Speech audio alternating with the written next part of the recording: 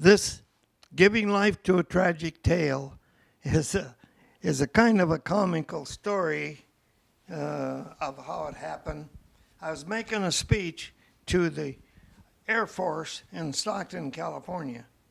And as I was sitting on the podium, the microphone was across on an arm across in front of me, so I didn't have to hold it. And a cat jumped up on the podium, and it came up and started to rub on my legs. And I was talking in the mic and rubbing the leg. And this lady that wrote this story said she saw, and she's heard a lot of stories, but nobody petting a cat and telling a story. So this went nationwide. These are just shots here of Pearl Harbor. And now this boy here, this is the WISH program. And he was dying of cancer. And he came to Pearl Harbor, and he would like to take a tour of Pearl Harbor. So I took him in tow and let him run my boat all day long. And now I find that his cancer is in remitance, and he's going to make it. But all day long, I let him do what he wanted to do at Pearl Harbor. These pictures here is when I made a trip back to Washington. And while I was there, I made a little short speech at the Vietnam Wall, one at the Iwo Jima, because Iwo Jima was my last invasion of the Pacific. So I made one there and one over at the cemetery. It was amazing to me when I went by the cemetery to see almost 400,000 graves there of the ones that was lost in World War II. I didn't realize until recently how many young people gave their life for the freedom that we enjoy today. They are my heroes, and as long as I live, I will try to tell their stories. This is a picture of the Utah, and that's where I'll be buried, right behind here, right on here. This is the Utah.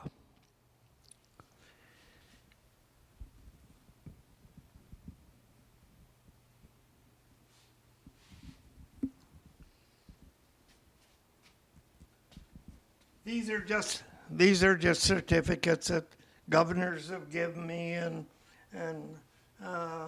when I'm skydiving, this is shots of jumping for joy.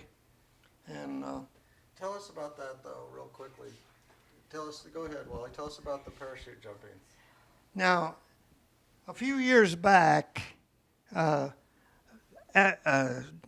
President Bush was on the television, and he was telling about jumping all the time. And so he was jumping on his 91st birthday.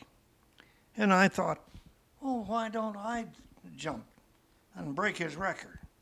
So I jumped and broke his record. Now I break his record every year, and I break mine. Now, I've jumped so many times that I can't even get my adrenaline up anymore. It's a great thing to jump and do this, but because I can't even get excited anymore, I don't think I'll jump anymore. I don't have to prove a thing. But this year, I set the Pearl Harbor record for jumps, and I set the world record for the age, knowing that some old timer somewhere is sitting back in his chair, and he looked at me and he saw me jump, and hey, wait a minute, I can do better than that. So the second day after I jumped and set the record, at 102, we had a gentleman jump. and he'd put and I'll never be able to break that. Well, still good for you, Wally. It's really incredible what you've been doing here. And I'll get a close up of these, and yeah, there you are. But on my iPad, I got some better pictures on my iPad. But I tell you, Wally, though, you've told me a few of your stories over the years. I've really enjoyed that. And, you know, Pearl Harbor, jumping out of airplanes, World War II, whatever. I'll tell you the scariest thing. You used to go out in the Pacific Ocean in a boat. oh I yeah. tell you, that's bravery, I think. So, Well, you know, when we leave port and along the west coast and leave the port, there's a little plaque up on the hill, yeah. and it says "Lost at Sea." I could have been there twice. Once at Trinidad, and why anyone would ever do this? They got to be stupid or not. They're not thinking. Oh, time out. We lost our my thing. Okay, Wally was going to tell us about the fishing story. Okay, we'll pick up again. Well, one day out of Trinidad, California, I was a commercial fisherman, fishing with long steel wires going down in the ocean. And I was fishing fairly close to shore. And it was only about a 6-foot swell in the sea, and that saved my life a little later.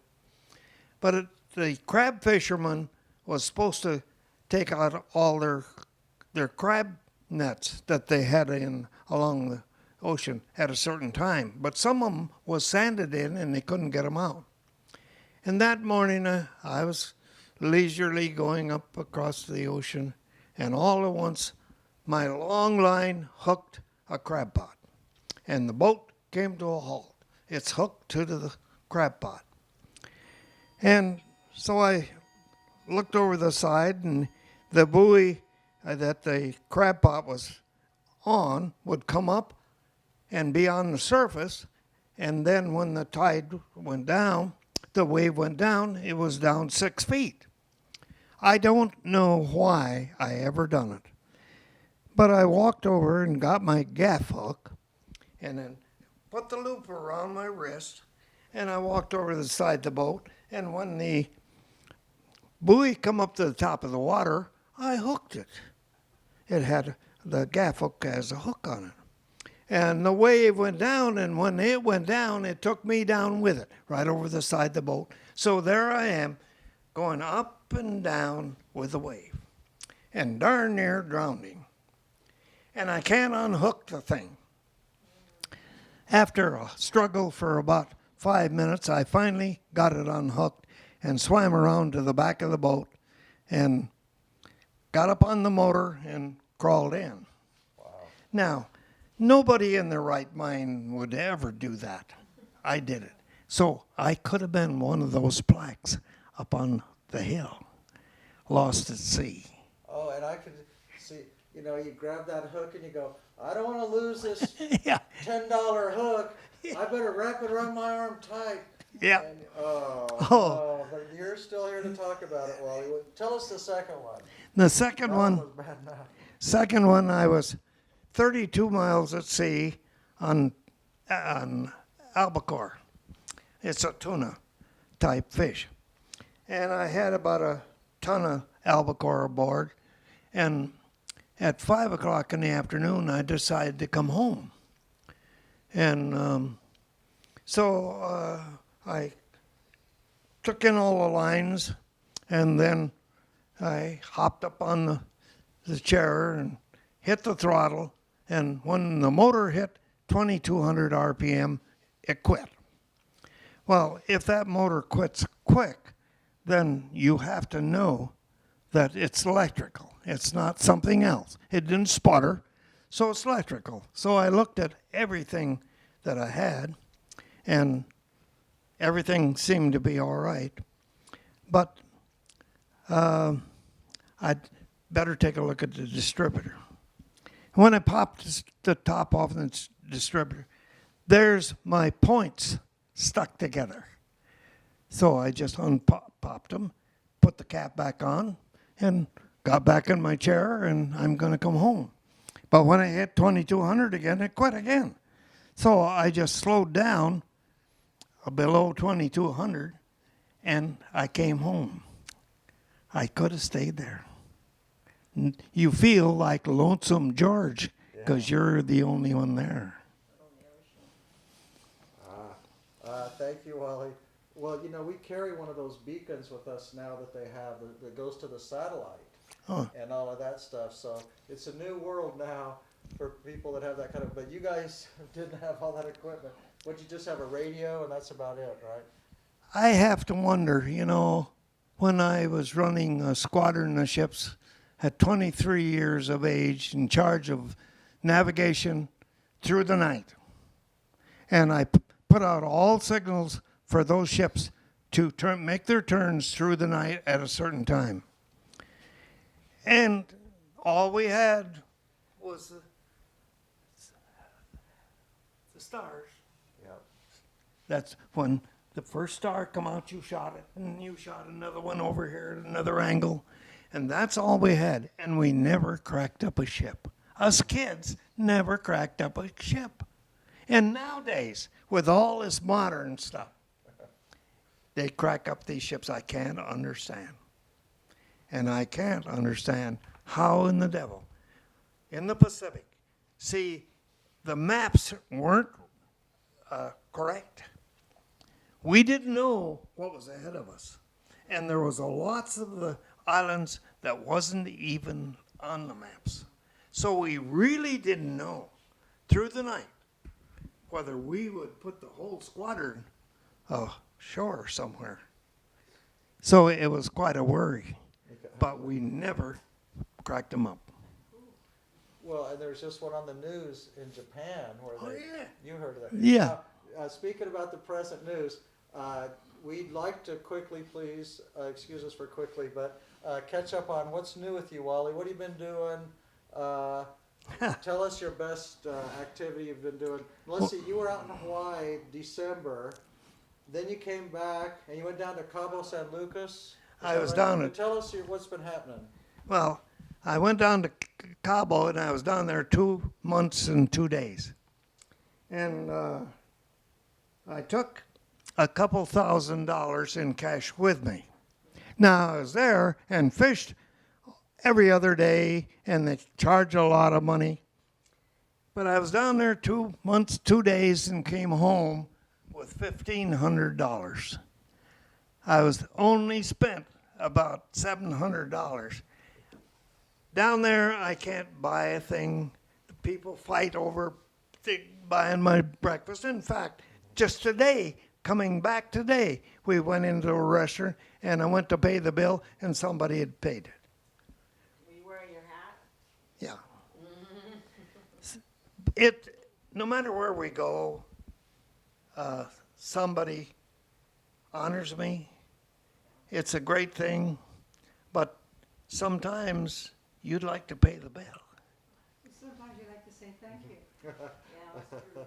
Well, I was thinking he was going to tell me another story about him whacking some hippie with a cane or something like that. But what else you been doing, Wally? Yeah, that's good stuff. Then I came back from there, and then I went to Fort Bragg for another month.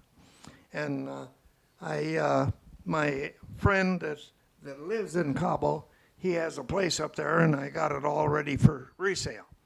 And so it's up for resale now. But again, at Fort Bragg, everybody knows me. No matter where I go, I can't do a thing without somebody recording something. That's a nice town, though. It's a nice town.